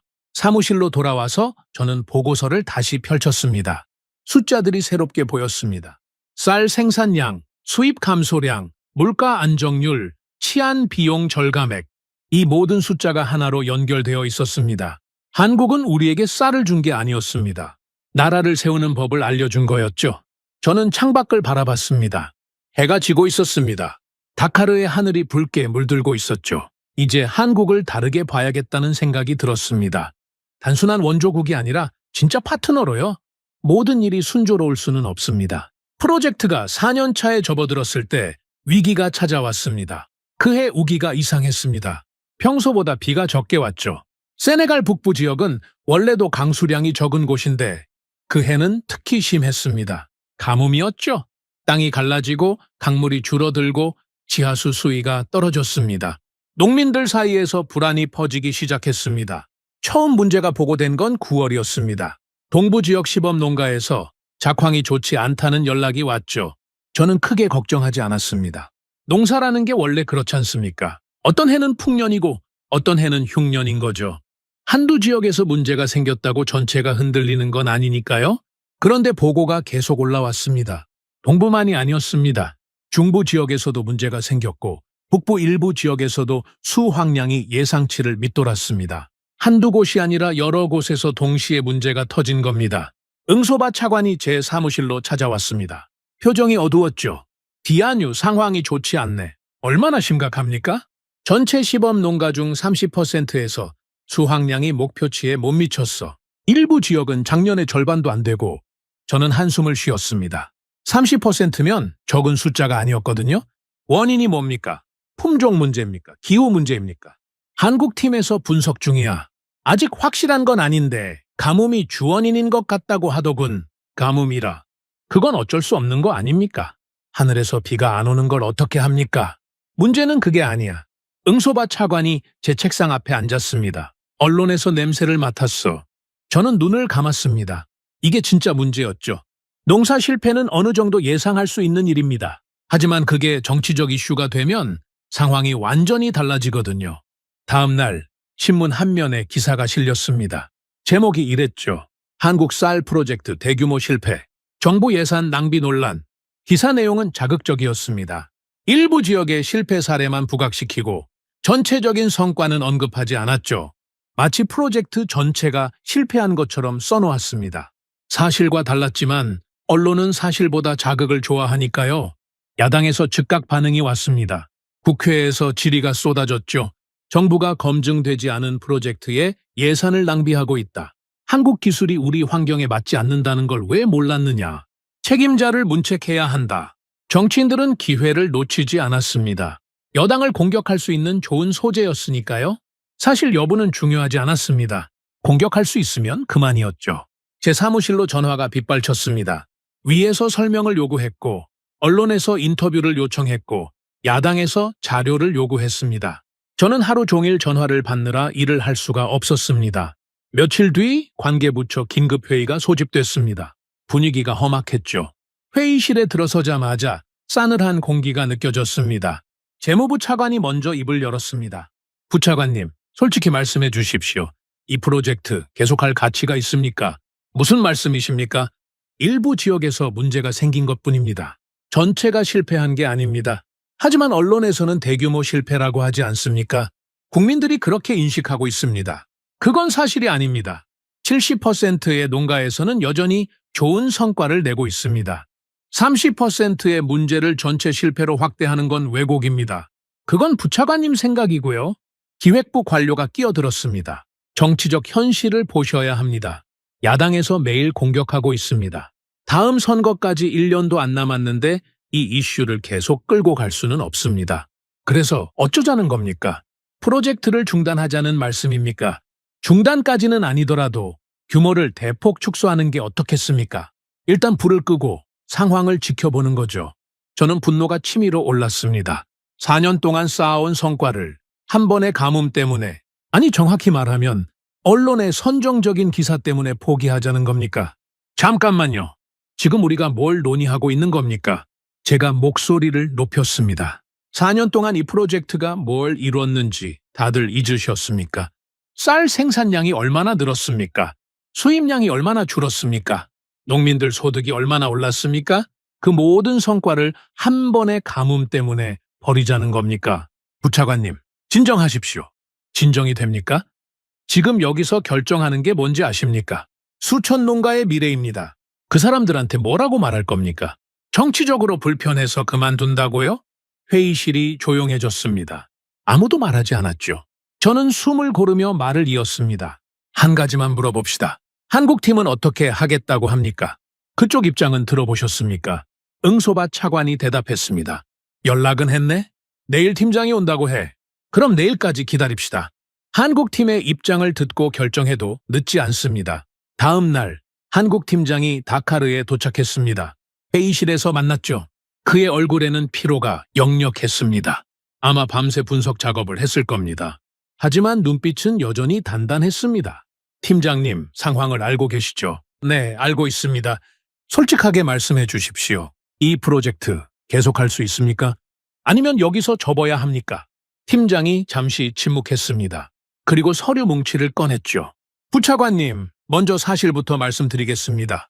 이번 가뭄으로 일부 지역에서 큰 피해가 발생했습니다. 그건 사실입니다. 저희 예측이 틀렸던 부분도 있습니다. 가뭄 대비가 충분하지 않았습니다. 저는 조용히 들었습니다. 실패를 인정하는 건 쉬운 일이 아니거든요. 그래서 저희가 분석을 했습니다. 왜 이런 일이 생겼는지, 어떻게 해야 다시 안 생기는지. 팀장이 서류를 펼쳤습니다. 그래프와 표가 빼곡했죠. 문제는 크게 세 가지였습니다. 첫째, 광해 시설이 부족했습니다. 가뭄에 대비한 물 저장 시스템이 충분하지 않았죠. 둘째, 일부 품종이 극심한 가뭄에는 취약했습니다. 세 번째는 농민 교육이 부족했습니다. 가뭄 시 대처 방법을 충분히 전달하지 못했습니다. 팀장이 저를 바라봤습니다. 이건 저희 책임입니다. 변명하지 않겠습니다. 회의실이 조용해졌습니다. 다른 원조 단체였다면 어땠을까요? 아마 변명을 늘어놓았을 겁니다. 기후 탓, 정부 탓, 농민 탓. 책임을 돌릴 곳은 많으니까요. 하지만 한국 팀장은 자기 책임이라고 말했습니다. 그래서 어떻게 하실 겁니까? 제가 물었습니다. 철수하실 겁니까? 아니면 계속 하실 겁니까? 팀장이 고개를 들었습니다. 그의 눈빛이 달라졌죠. 부차관님, 저희는 떠나지 않습니다. 하지만 상황이 어려운 건 압니다. 언론에서 뭐라고 하는지도 압니다. 정치적으로 부담된다는 것도 압니다. 하지만 저희는 떠나지 않습니다.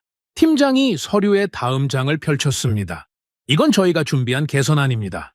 관계시설 확충 계획, 가뭄 저항성 품종 추가 개발 계획, 농민 교육 강화 계획, 모든 문제에 대한 대책을 세웠습니다. 저는 서류를 받아 들었습니다. 꼼꼼하게 작성되어 있었죠. 문제 분석, 원인 파악, 해결 방안, 일정, 예산, 빠진 것 없이 다 들어 있었습니다. 이걸 언제 준비하셨습니까? 문제가 보고된 직후부터 시작했습니다. 지난 2주 동안 팀 전체가 매달렸습니다. 저는 팀장을 바라봤습니다. 이 사람들은 진짜 다르구나. 다시 한번 느꼈습니다. 문제가 생기면 도망가는 게 아니라 해결책을 찾는 사람들, 실패를 숨기는 게 아니라 인정하고 고치려는 사람들. 팀장님, 한 가지만 더 물어봐도 되겠습니까? 네, 말씀하십시오. 왜 이렇게까지 합니까? 솔직히 말해서 지금 철수해도 누가 뭐라고 하지 않습니다. 가뭄은 불가항력이니까요. 그런데 왜 남으려고 합니까? 왜 이 고생을 계속하려고 합니까? 팀장이 잠시 침묵했습니다. 그리고 천천히 입을 열었죠. 부차관님, 저희가 처음 왔을 때 뭐라고 했는지 기억하십니까? 쌀을 주러 온 게 아니라 쌀 기르는 법을 가르치러 왔다고 했습니다.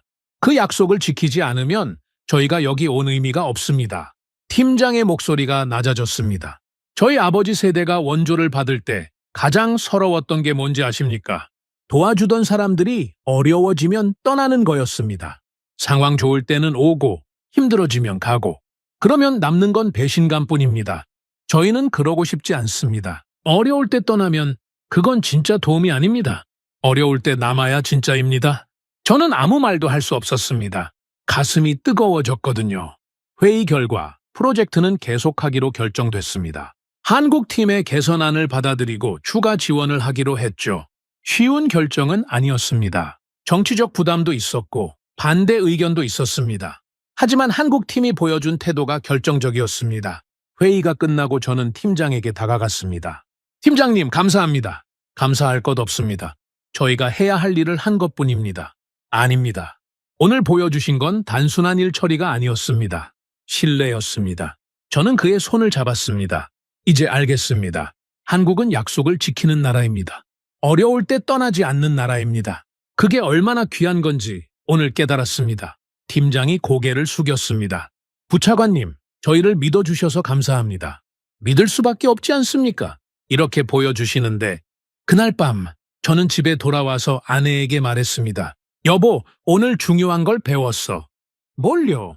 진짜 신뢰가 뭔지. 좋을 때 함께하는 건 누구나 할 수 있어. 하지만 어려울 때 남아있는 건 아무나 못해. 한국 사람들이 오늘 그걸 보여줬어. 아내가 웃었습니다. 당신 요즘 한국 이야기만 하네요. 그럴 수밖에 없어. 저 사람들이 계속 놀라게 하거든. 창밖을 바라봤습니다. 별이 떠 있었죠. 저는 생각했습니다. 이 사람들이라면 끝까지 갈 수 있겠다. 이 사람들이라면 정말로 세네갈을 바꿀 수 있겠다. 신뢰는 그렇게 완성됐습니다.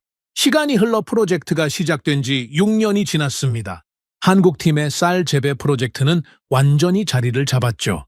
가뭄 위기도 극복했고 재배 면적은 해마다 늘어났습니다. 세네갈 북부 지역 농민들 사이에서 한국 품종은 이제 표준이 됐습니다. 쌀 자급률이 눈에 띄게 올라갔고 수입 의존도는 계속 낮아졌죠. 그런데 세상 일이란 게 한쪽이 안정되면 다른 쪽에서 문제가 터지는 법입니다. 서아프리카 정세가 급격히 악화됐습니다. 말리에서 또다시 쿠데타가 터졌고 부르키나파소는 사실상 내전 상태에 빠졌습니다. 니제르에서는 군부가 정권을 장악했죠.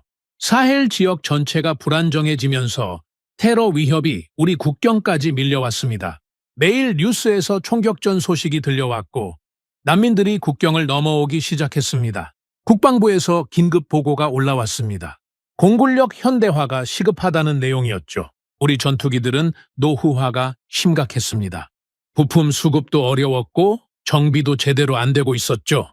이대로 가다가는 하늘을 지킬 수 없다는 경고였습니다. 부처 합동회의가 다시 소집됐습니다. 6년 전 그 회의실이었죠. 테이블 위에는 세 나라의 제안서가 놓여 있었습니다. 중국, 유럽, 그리고 한국. 국방부 실장이 먼저 발표를 시작했습니다. 각국 제안을 비교 분석했습니다. 중국은 가격이 가장 낮습니다. 유럽은 성능이 가장 좋고요. 한국은 가격과 성능 모두 중간 수준입니다. 재무부 차관이 물었습니다. 단순히 비교하면 중국이 유리하다는 말씀입니까? 숫자만 보면 그렇습니다. 하지만 고려해야 할 요소가 더 있습니다. 실장이 서류를 넘겼습니다. 유지보수 조건, 기술 이전 범위, 부품 공급 안정성, 훈련 지원, 업그레이드 계획, 이런 것들을 종합해야 합니다. 전투기는 사고 끝나는 게 아니라 수십 년을 운용해야 하니까요. 회의실이 조용해졌습니다. 모두가 서류를 들여다보고 있었죠. 저는 6년 전을 떠올렸습니다. 그때도 이 자리에서 비슷한 논의를 했었죠. 쌀 프로젝트를 어느 나라에 맡길 것인가? 그때 우리는 한국을 선택했습니다. 결과가 어땠습니까? 성공이었죠. 실장님, 질문이 있습니다. 제가 손을 들었습니다. 각국의 사후 지원 실적은 어떻습니까? 다른 나라에 무기를 판매한 뒤에 어떻게 대응했는지 그런 자료가 있습니까? 네, 조사했습니다. 실장이 서류를 찾았습니다.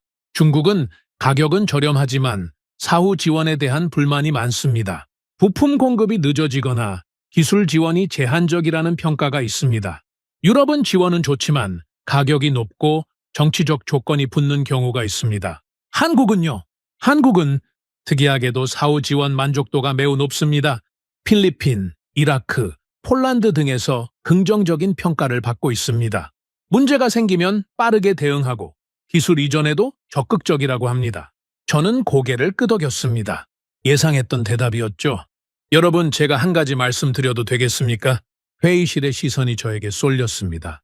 저는 6년 전에 한국 쌀 프로젝트를 담당했습니다. 처음에는 저도 의심했습니다. 사막에서 쌀이 되겠냐고 비웃었죠.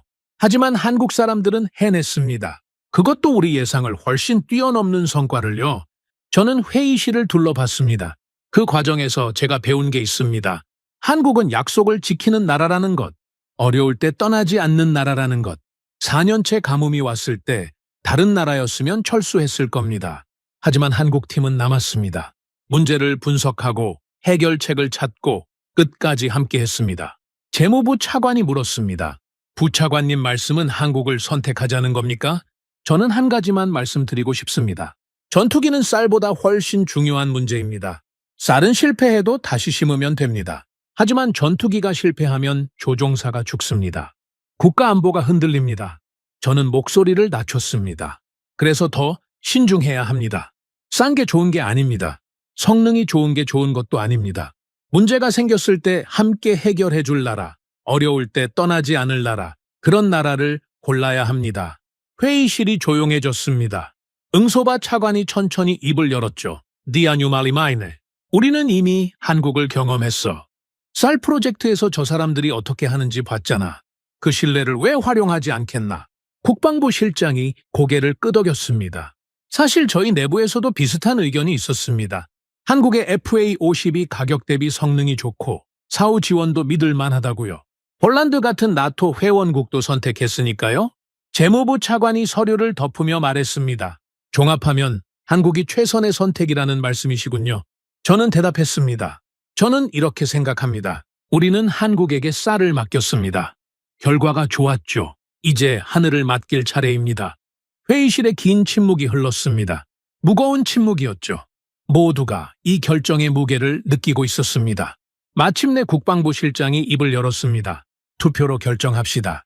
한국 제안을 우선 협상 대상으로 선정하는 것에 찬성하시는 분, 하나둘 손이 올라갔습니다. 과반이 넘었죠. 가결되었습니다. 한국과 우선 협상을 진행하겠습니다. 회의가 끝나고 저는 창밖을 바라봤습니다. 다카르의 하늘이 맑았죠. 저 하늘을 지킬 전투기가 한국에서 온다 생각하니 묘한 기분이 들었습니다. 6년 전 한국 팀장이 했던 말이 떠올랐습니다. 받은 걸 돌려주고 싶다고 했죠. 굶주림을 겪어본 나라만이 다른 나라의 굶주림을 이해할 수 있다고 했습니다. 그 말이 진심이었다는 걸 우리는 6년 동안 확인했습니다. 이제 우리는 그 나라의 하늘을 맡기려 합니다. 쌀을 맡겼던 것처럼 쉬운 결정은 아니었습니다. 하지만 저는 확신이 있었죠. 한국은 떠나지 않는다. 한국은 약속을 지킨다. 그게 제가 6년 동안 배운 것이었습니다. 며칠 뒤 저는 한국 팀장에게 연락을 했습니다. 직접 만나서 전할 말이 있었거든요. 팀장님, 좋은 소식이 있습니다. 무슨 소식입니까? 우리 정부가 한국 전투기 도입을 검토하기로 했습니다. 우선 협상 대상으로 선정됐습니다. 전화기 너머로 잠시 침묵이 흘렀습니다. 그리고 팀장의 목소리가 들렸죠. 정말입니까? 감사합니다.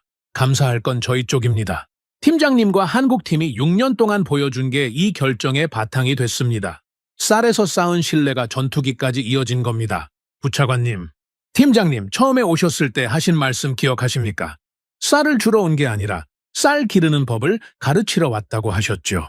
그 약속을 지키셨습니다. 이제 저희가 보답할 차례입니다. 전화를 끊고 저는 창밖을 바라봤습니다. 해가 지고 있었죠. 하늘이 붉게 물들고 있었습니다. 우리는 한국을 선택한 것이 아닙니다. 6년 동안 쌓아온 신뢰를 선택한 겁니다. 결과적으로 그게 한국이었을 뿐이죠.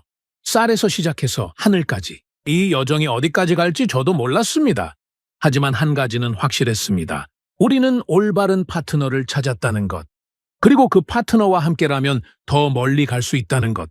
전투기 도입이 결정되고 나서 한국 측에서 새로운 제안이 들어왔습니다. 응소바 차관이 서류를 들고 제 사무실로 찾아왔는데 표정이 묘했죠. 놀라움과 기대가 섞인 얼굴이었습니다. 디아뉴, 이거 한번 봐보게. 한국에서 새로운 협력안을 보내왔어. 이건 지금까지와는 차원이 다르네. 저는 서류를 받아들었습니다. 첫 페이지에 적힌 제목을 보고 눈이 커졌죠. 세네갈 군용 차량 현지 생산 협력 제안서. 이게 무슨 말입니까? 군용 차량을 여기서 만들겠다는 겁니까? 그렇다네. 한국 기술로 세네갈 땅에서 세네갈 사람들이 만드는 거야? 물론 아직 제안 단계지만 내용이 꽤 구체적이야. 저는 서류를 천천히 넘겼습니다. 생산시설 건설 계획, 기술 이전 범위, 현지 인력 교육 프로그램, 생산 목표, 수출 계획까지 상세하게 담겨 있었죠.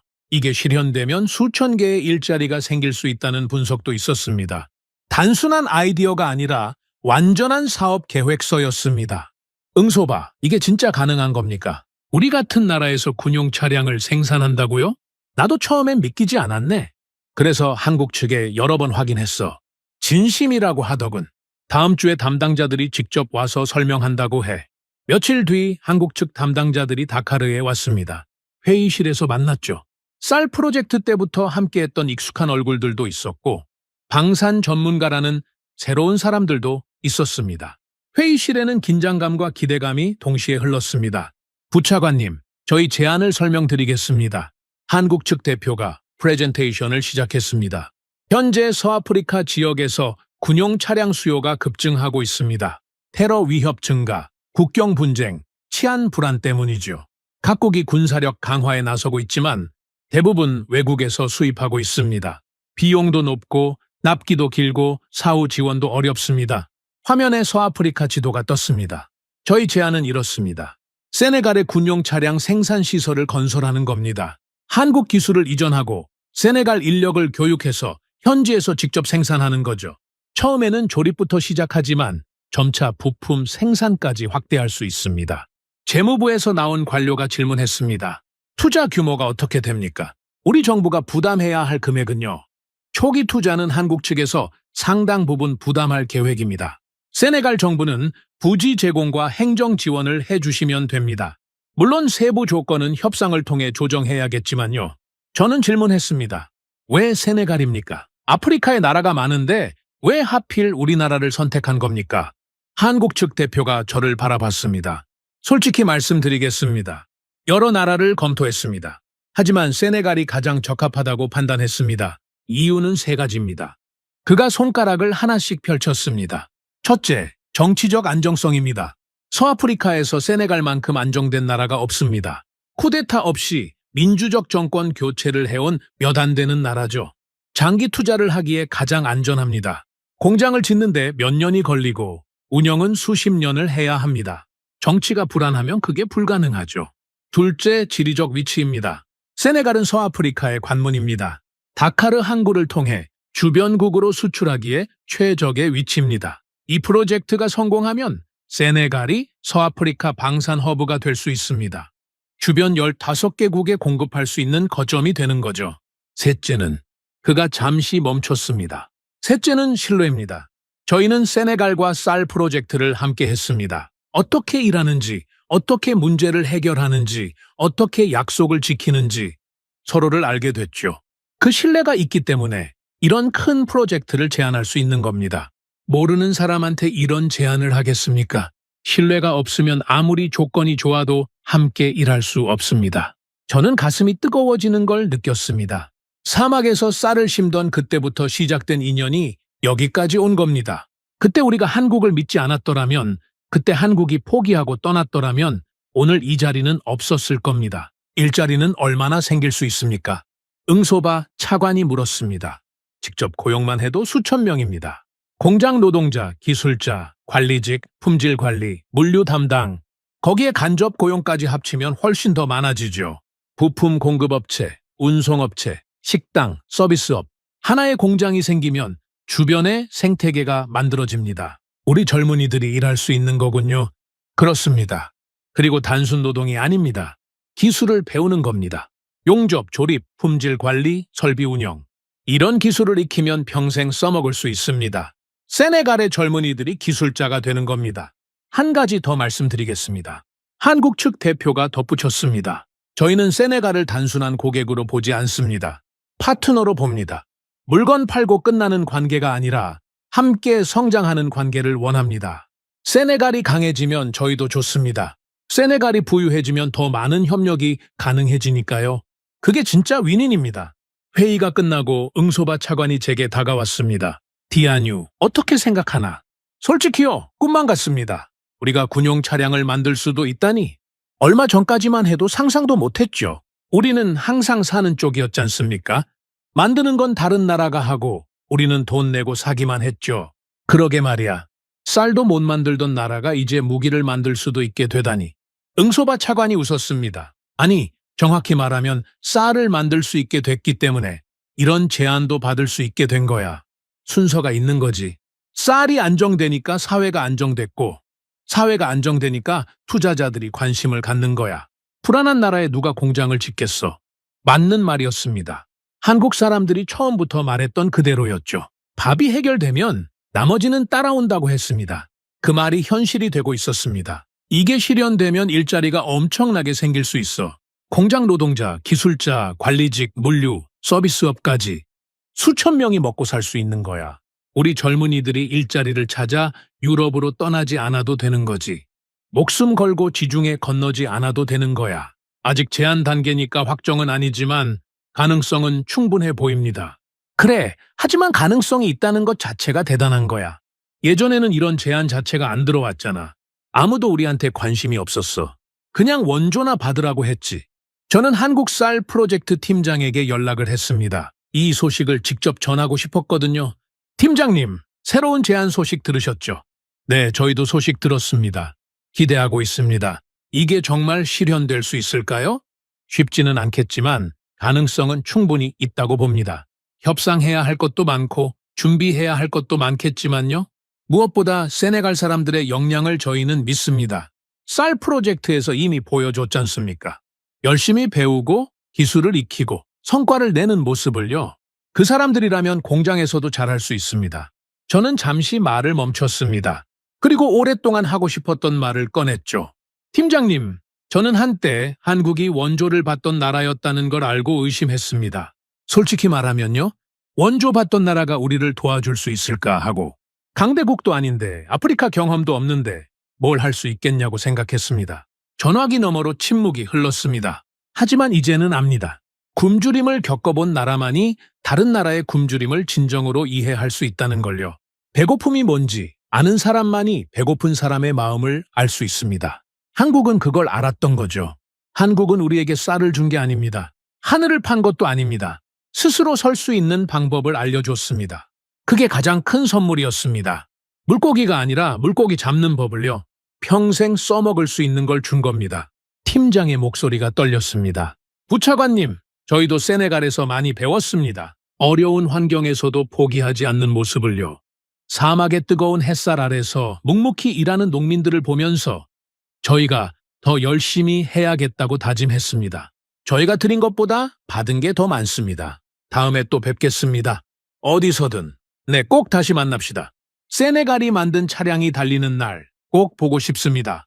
전화를 끊고 저는 창밖을 바라봤습니다. 다카르의 하늘이 맑았죠. 해가 지고 있었고 하늘이 붉게 물들고 있었습니다. 저 하늘 아래서 얼마나 많은 일이 있었는지, 사막에서 쌀이 자라고 굶주린 농민들이 희망을 찾고 아이들이 학교에 가게 됐습니다. 만약 이 프로젝트가 실현된다면 저 하늘 위로 한국 전투기가 날 것입니다. 저 땅 위로 우리가 만든 차량이 달릴 것입니다. 저 들판에서는 우리가 기른 쌀이 자랄 것입니다. 수천 명의 젊은이들이 공장에서 기술을 배우며 일하게 될 것입니다. 그들의 가족이 먹고 살 수 있게 될 것입니다. 우리는 한국을 선택한 게 아닙니다. 신뢰를 쌓고 약속을 지키고 어려울 때 함께하는 과정에서 한국이 남아 있었을 뿐입니다. 다른 나라들은 떠났지만 한국은 남았습니다. 실패해도 남았고 욕을 먹어도 남았습니다. 정치적으로 어려워도 포기하지 않았습니다. 그래서 우리가 신뢰하게 된 겁니다. 선택의 끝에서 한국이 거기 있었습니다. 그리고 이제 우리는 받는 나라가 아니라 만드는 나라가 될 수 있을지도 모릅니다. 확정된 건 아니지만 가능성이 열렸습니다. 예전에는 상상도 못했던 가능성이요. 그 가능성 자체가 기적이었죠. 이건 끝이 아닙니다. 시작입니다. 세네갈과 한국의 이야기는 이제부터입니다. 오늘의 사연은 여기까지입니다. 구독과 좋아요는 영상 제작에 아주 큰 힘이 됩니다. 지금까지 감동테라스 저는 소희였습니다. 오늘도 우리 구독자님들의 가정에 따뜻한 행복이 가득하시길 진심으로 바라겠습니다. 긴 영상 끝까지 시청해주셔서 정말 감사합니다. 내일 더 좋은 이야기로 찾아뵙겠습니다. 감사합니다.